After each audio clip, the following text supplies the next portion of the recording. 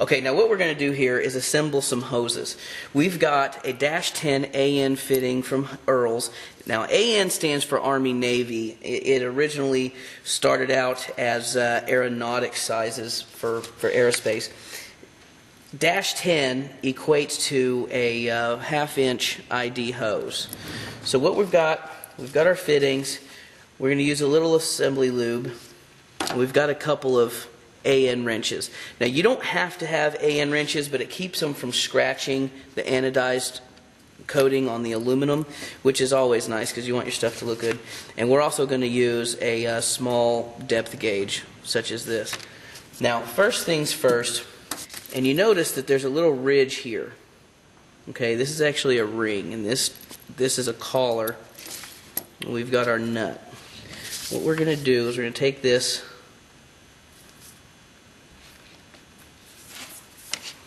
we're going to actually slide this over the hose. Then we're going to pull this. You're looking for a 1/8 inch depth, which is exactly what we have here. Alright, we've got our wrench. This is our adjustable AN wrench. We're going to hold the hose, and we're going to keep the hose spinning while we turn the wrench.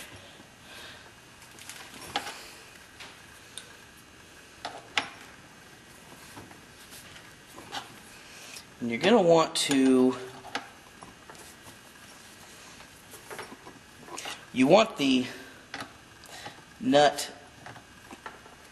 to get within 1/60th of an inch of the fitting. You want the nut to get within 1/60th of an inch of the shoulder on the fitting.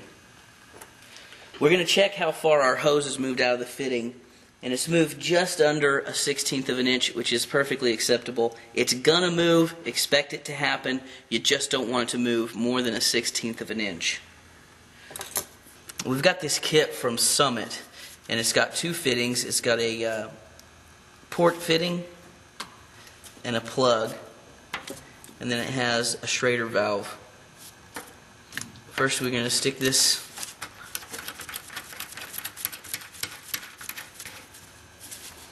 we want to get that nice and snug. So we use our AN tools from Summit. We have to go a little smaller.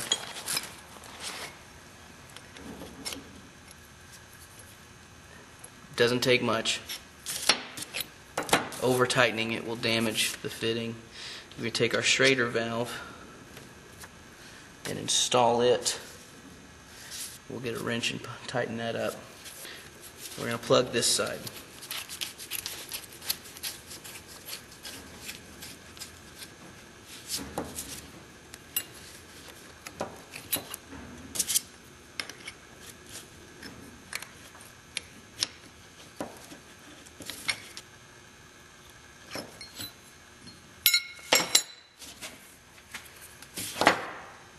That's our assembly.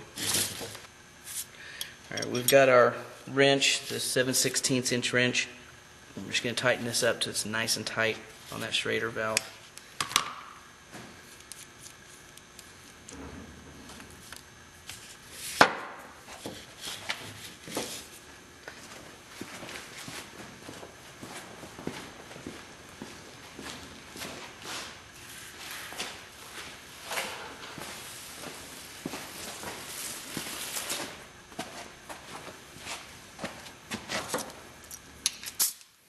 We're going to take our air hose,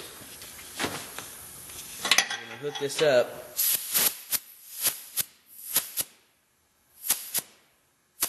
we're going to pressurize this. Right now we're at about 35 psi. You just want to pressurize it to the point of what you're going to use it. If you're going to use it at 150 psi, you need to pump it up to 150 psi to make sure it doesn't leak at that pressure.